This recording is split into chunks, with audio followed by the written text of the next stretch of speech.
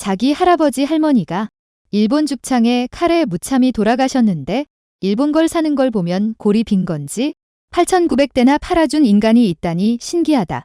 가끔 3자리 번호판 일본 차 보면 피가 거꾸로 쏟아요. 사지 말고 가지 맙시다. 일본 차 타는 사람들은 우리나라 사람 아니다. 그들은 준일본인이다. 그렇지 않고서야 어찌 몇천만 원대로는 어기넘는 돈을 주적에게 퍼줄 수 있다는 말인가.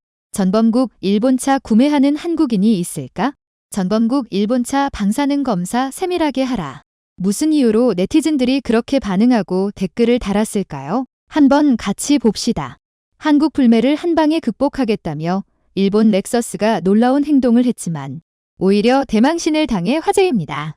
한국 내 점유율을 높이려고 첫 번째 전기차를 선보였던 것인데 현대차와 비교되는 황당한 성능에 외신들의 비판이 쏟아진 상황입니다. 특히 비슷한 시기 현대차가 아이오닉 6의 티저 영상을 공개하자 네티즌들이 300만 건 이상 시청하는 등 폭발적인 관심을 보여 일본을 더욱 초라하게 하고 있습니다. 게다가 렉서스의 배터리를 제공한 파나소닉마저 형편없는 기술력이 드러나 테슬라를 비롯한 완성차 업체들이 일본을 젖혀두고 한국으로 몰려들고 있어 초대박 조짐까지 나타나고 있는 상태입니다. 망신당하고 있는 도요타와 렉서스 무슨 일이 벌어지고 있는지 자세히 알아보겠습니다. 도요타의 고가 브랜드 렉서스는 2001년 한국에 진출해 판매량 1위를 해온 바 있습니다. 한국에서 월 평균 1,000대 이상을 판매했고 길거리에도 흔히 볼 수 있는 차가 됐던 상황입니다. 하지만 일본 정부의 수출 규제 직후 불매가 확산하며 고꾸라졌고 현재도 헤어나오지 못하고 있습니다.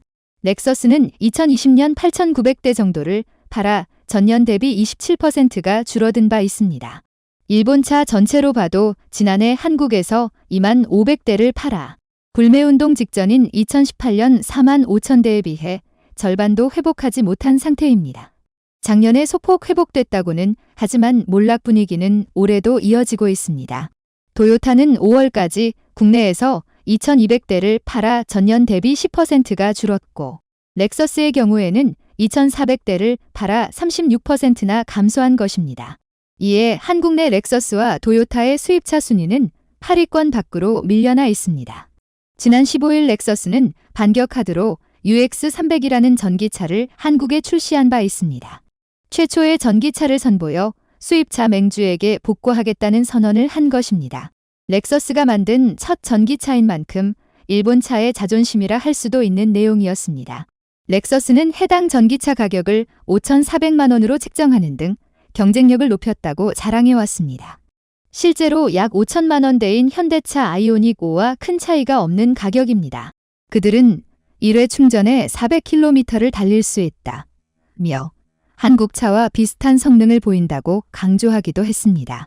일본 언론들은 렉서스의 순수 전기차가 드디어 한국에 상륙했다. 차량 판매량이 곧 회복될 것이다. 라고 자신했고 네티즌들 또한 만약 한국에서 많이 팔린다면 이익은 전액 일본으로 송금될 거야. 죄송합니다. 아마 렉서스니까 팔릴 것이다. 노접해는 어디 있는 거야? 이런 반응을 쏟아내기도 했습니다. 하지만 해당 전기차가 한국에 도착한 후 그 황당한 성능이 드러나자 망신을 톡톡히 당하고 있습니다. 국내에서 인증된 1회 충전 주행거리가 상온 기준 233km로 나온 것입니다. 특히 겨울철에는 200km도 안 나와 중거리 여행조차 불가할 정도로 초라한 내용입니다. 이는 비슷한 크기의 현대차 코나 EV에 비해서도 절반 정도밖에 안 되는 수준이고 주행거리가 400km 안팎인 아이오닉 5에도 크게 못 미치는 것을 알 수 있습니다. 배터리 용량이 54kWh임을 감안하더라도 형편없는 기술력이 드러난 것입니다. 그런데 더 놀라운 것은 황당한 충전 시간입니다. 급속 기준 75%까지 채우는데 50분이 걸리고 100%를 채우려면 80분이 소요됩니다. 전기차 충전 표준인 DC 콤보가 아닌 DC 차데모를 사용한 것도 원인으로 지목되고 있습니다. 아이오닉 5의 완충 시간이 18분 정도인 것에 비해서도 크게 느린 것입니다. 렉서스 측은 주행거리가 짧다는 지적에 대해 한국 소비자들이 주행거리에 신경 쓰는 것을 잘 알고 있다며 잠재력을 확인하는 차원으로 봐달라는 언급하기도 했습니다. 그러면서 25년이나 된 하이브리드 기술력이 있기에 배터리 제어 능력은 더 안정적일 것이라 자부했죠. 하지만 렉서스 전기차를 먼저 확인한 해외 이용객들은 불만을 쏟아내고 있습니다. 스크린은 터치가 안 돼 패드로 조작해야 한다으며 불편함을 드러냈고 옆에 아날로그 시계까지 달려있다으며 최신차가 맞는지 의구심을 나타내기도 했습니다. 게다가 마우스처럼 손으로 조작해야 하는 패드는 정말 짜증난다는 언급과 함께 스크린계는 화가 날 정도로 별로라면서 도저히 못하겠다는 반응을 보이기도 했습니다. 이를 본 한국 네티즌들은 일본 회사 조직만 그런 줄 알았는데 최신 전기차가 저 정도라면 완전히 기대 이하라는 혹평을 내놓았고 또 다른 이는 잘못 본 것인가 하고 다시 확인하는 모습을 보이기도 했습니다. 결국 렉서스의 잠재력이 형편없다는 것이 드러나 버린 상황입니다. 도요타와 렉서스는 많은 부분에서 전기차 전용 플랫폼이 TNGA를 공유하고 있습니다.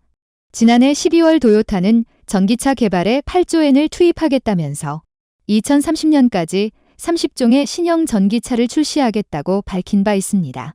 렉서스 또한 2030년까지 글로벌 전기차 판매 100만 대를 목표로 2035년에는 모든 모델을 전기차로 전환할 계획임을 알리기도 했습니다. 하지만 현재 상황으로 봐서는 일본 전기차의 미래는 암울할 뿐입니다. 반면 현대차와 기아는 친환경차로 글로벌 시장에서 호평받고 있습니다. 2009년 첫 친환경차를 내놓은 이후 누적 300만 대 수출을 돌파한 상황입니다. 19일 일론 머스크는 현대차의 판매 성과를 칭찬하는 트윗을 남기기도 했습니다. 현대차가 1분기 미국 내 전기차 점유율 9%를 기록해 매우 좋은 성적을 내고 있다이면서 말입니다. 현대차의 전기차 판매는 작년 대비 241% 증가했던 것으로 나타났습니다. 같은 기간 유럽 시장에서도 점유율 39.8%를 달성하는 저력을 보여준 상태입니다. 지난해 4월 아이오닉 5를 출시한 후 누적 수출 물량은 5만 5천 대 이상을 기록했으며 4월에는 올해의 전기차로 선정이 되기도 했습니다. 그런데도 렉서스가 형편없는 전기차로 한국 시장을 공략한 것은 최근 아이오닉 5가 일본 내에서 크게 두각을 보이자 맞불 차원 때문이라는 분석도 있습니다. 극우 언론 산케이조차 현대차의 일본 재진출을 집중 조명하며 놀라움을 표했을 정도입니다. 일본 블로그에는 전기차에도 한류 붐이 일고 있다며 뛰어난 디자인과 충전 성능에 감탄을 금치 못한다는 글들이 쏟아지고 있습니다. 특히 아이오닉을 타고 왕복 350km 이상의 롱드라이브를 즐겼다는 내용까지 올라온 상태입니다. 이는 230km가 한계인 렉서스 전기차로는 꿈도 꿀 수 없는 일입니다. 이런 와중에 현대차가 아이오닉 6의 티저 영상을 공개하자 일본은 또다시 뒤집어지고 있습니다. 한국어로 공개된 영상은 조회수 121만 회를 기록했는데 외국인이 볼 수 있게 영어로 제작된 것은 6일 만에 324만 회를 돌파해버렸기 때문입니다. 아이오닉 6의 주행거리는 500km 이상으로 알려져 있으며 9월쯤 판매가 예상됩니다. 이를 본 외국인들은 이 공개를 정말 기다려왔다. 정말 신난다. 정말 좋은 영상이다. 아이오닉 5와는 달리 대량으로 제작되었으면 좋겠다. 라며 기대감을 감추지 못하고 있습니다. 한국인 또한 고급스러움과 신비함이 느껴지는 티저 영상이네요. 완전히 기대됩니다. 이런 반응을 보였습니다. 렉서스와 함께 망신당한 기업은 배터리를 제공한 파나소닉도 마찬가지입니다. 이미 일본의 배터리 사업 침체는 심각한 수준입니다. 세계 배터리 점유율에서 중국이 48%로 1위, 한국이 30%로 2위를 하는 동안 일본은 2019년 이후 급격히 망가져 현재 12%로 하락한 상태입니다. 특히 중국 판매분을 제외한 세계 시장에서는 한국이 57%로 압도적 1위이고 여기에서도 녹색 일본은 2년 전 대비 절반 이하로 몰락해 있습니다.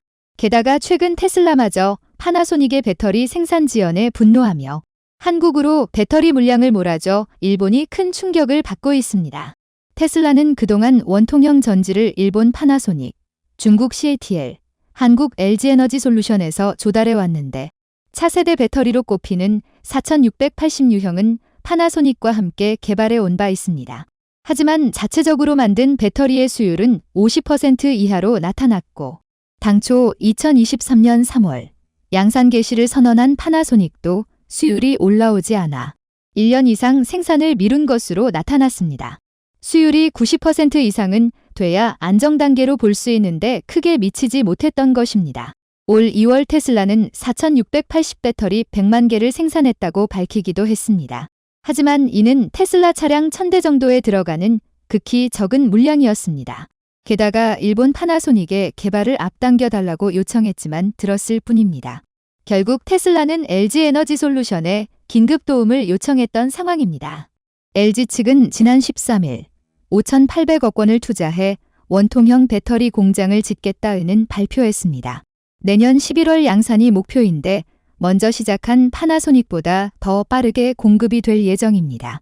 해당 소식은 일본 내에서도 크게 화제가 되며 분통을 터뜨리고 있습니다.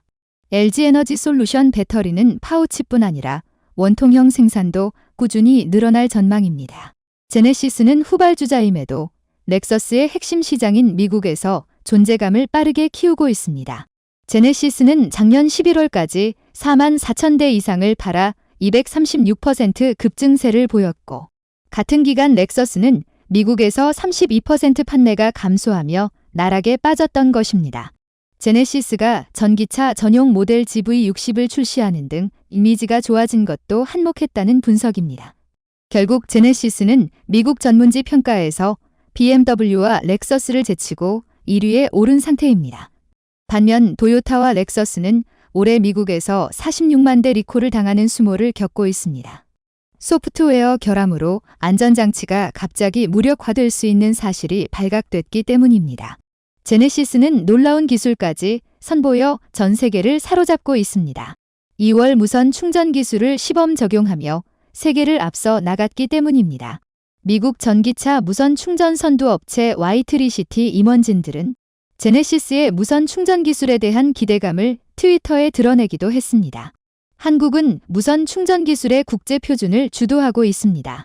한국이 제안한 50kW 이상의 고출력 무선 충전 기술은 약 1시간에 80%까지 충전할 수 있어 상당한 호응을 얻고 있습니다. 교차로 등에서 신호대기 중 약 1분 충전으로도 5km를 주행할 수 있는 것입니다. 이에 2024년까지 국제표준 제정을 마무리한다는 목표를 세운 상황입니다.